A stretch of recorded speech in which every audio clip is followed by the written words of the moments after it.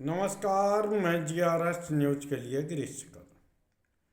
जैसा कि बिहार में हुआ था वैसा ही बंगाल में होता हुआ दिख रहा है। SIR प्रक्रिया के दौरान बिहार में जिन लोगों को मृतकों की सूची में जीवित लोगों को डाल दिया था, वो वोट छोड़ गद्दी छोड़ जनसभा और रैलियों में उछलते हुए चल रहे थे और ये दिखाने का प्रयास कर रहे कि वो जीवित थे। उसी प्रकार पश्चिम बंगाल में TMC के सांसद अभिषेक बनर्जी ने सार्वजनिक रूप से SIR के दौरान जीवित लोगों को मृतकों की सूची में डालने वाले कुछ लोगों को जनता के सामने पेश किया और यह दिखाने का प्रयास किया कि किस प्रकार से SIR प्रक्रिया झूठी है और ये सिर्फ और सिर्फ सत्ताधारी दल को फायदा करने के लिए मतों को काटने की प्रक्रिया है। किस प्रकार से आप लोगों को भूले नहीं होंगे कि महाराष्ट्र के चुनाव को भारतीय जनता पार्टी ने जितने मत महाराष्ट्र में युवाओं के नहीं थे उससे ज़्यादा मत गिने गए और बिहार में मत कम करके चुनाव जीता गया। और पश्चिम बंगाल के चुनाव में जिस प्रकार से खेला करने की कोशिश केंद्रीय गृह मंत्री अमित शाह कर रहे हैं, उसने यह दर्शा दिया है कि केंद्र सरकार सिर्फ और सिर्फ एन कैन प्रकारेण चुनाव जीतना चाहती है, चाहे वो लोकतंत्र की हत्या हो, लोकतंत्र खतरे में पड़े और संविधान का भी उल्लंघन हो जाए, लेकिन एन कैन प्रकारेण पश्चिम बंगाल की भी सत्ता उन्हें चाहिए। आखिर केंद्र सरकार को विपक्षियों से परेशानी क्या है? जब 2014 में मोदी सरकार देश के सत्ता पर कब्जा करना चाहते थे, प्रधानमंत्री पद के प्रत्याशी मोदी की मैं बात कर रहा हूँ, उस समय अपनी सार्वजनिक रैलियों में नरेंद्र मोदी ने कांग्रेस मुक्त भारत की बात की थी। उस समय कांग्रेस की छवि भ्रष्टाचार और ऐसे शासक की ओर पर तय की गई थी जो कि न सिर्फ भ्रष्टाचार योजनाओं में करती है बल्कि लोगों के परेशानियों से भी उसे कोई मतलब नहीं देता। लेकिन बाद में जिस तरह से केंद्र सरकार विपक्षी शासित सरकारों को अस्थिर करने, विपक्षी पार्टियों को तोड़फोड़ करने की दिशा में लौट आई, उसने यह दर्शा दिया कि निश्चित तौर पर मोदी सरकार अब ऐसे लोगों को पसंद नहीं करती जो कि सरकार की नीतियों पर सवाल खड़े करते हैं या जो सरकार की नीतियों की आलोचना करके सरकार को कटघरे में खड़ा करते हैं। आपने देखा होगा जिन लोगों ने सवाल पूछने की कोशिश की, निश्चित तौर पर उन्हें खालिस्तानी बताया गया, उन्हें पाकिस्तानी बताया गया, उन्हें बांग्लादेशी बताया गया, उन्हें देशद्रोही बताया गया। यहाँ तक कि अपने ही देश के नागरिक जो उत्तर पूर्व से हैं उन्हें उत्तराखंड में चीनी बताते हुए किस प्रकार से उनकी लिंचिंग की गई पूरे देश ने देखा। उत्तराखंड में कल मुख्यमंत्री के आवास के घेराव के लिए पूरा उत्तराखंड उबल पड़ा।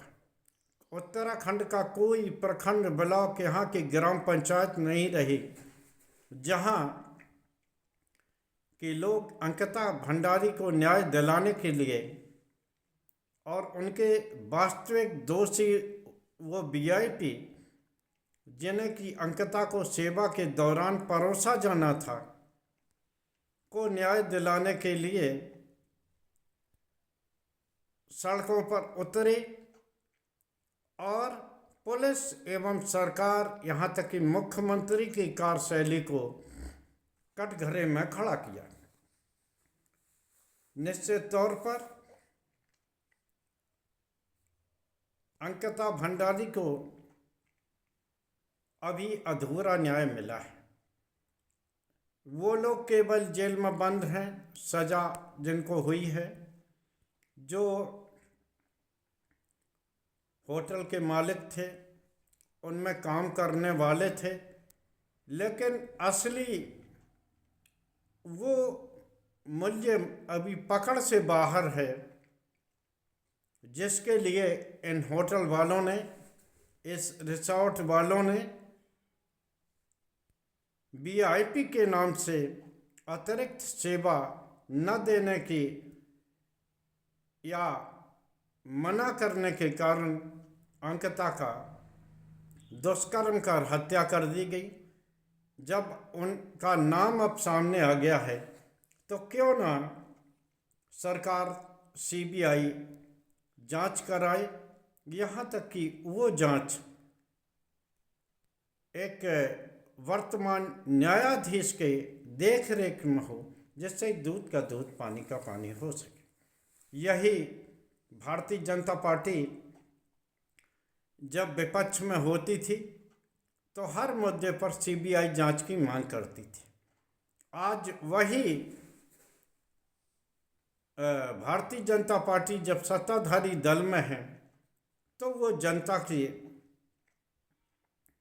बातों को सुनना नहीं चाहती और जो सवाल खड़ा करते हैं उनको देशद्रोही की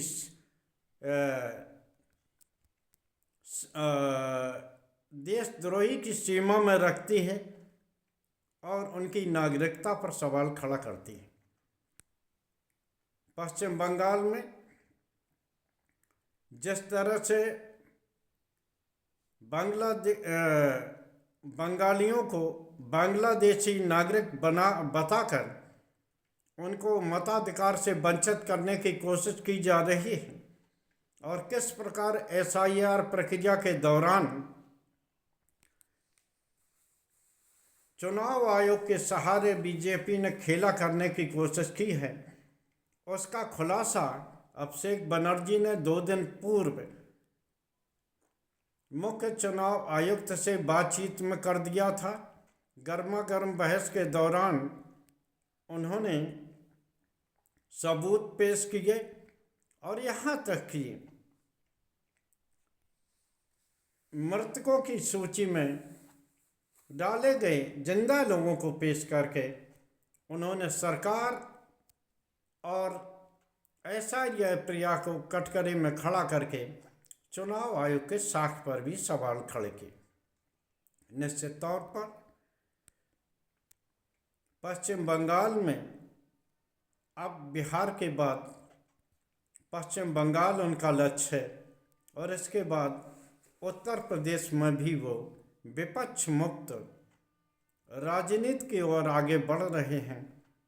क्या आप लोगों से एक सवाल है, क्या देश में विपक्ष का ज़रूरत नहीं है या विपक्ष को ख़त्म करके भारतीय जनता पार्टी जो कि खुद को पहले विपक्ष में रहने के दौरान लोकतंत्र की हिमायती बताती थी, इसी चुनाव आयोग पर सवाल खड़ा करती थी। अब क्या इतनी दूध की धुली हो गई है कि अगर उसके खिलाफ कोई सवाल उठाया जाए तो उसे तुरंत ही बांग्लादेशी बताकर पतली गली से निकलने की कोशिश करती है। आज के ब्लॉग में बस इतना ही।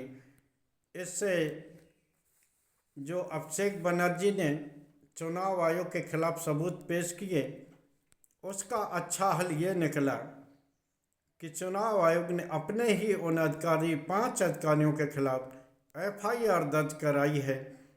हालांकि कटघरे में जिन लोगों को खड़ा होना चाहिए, FIR के सहारे उनको बचाने की कोशिश हो रही है। आज के ब्लॉग में बस इतना ही। जय हिंद, जय भारत।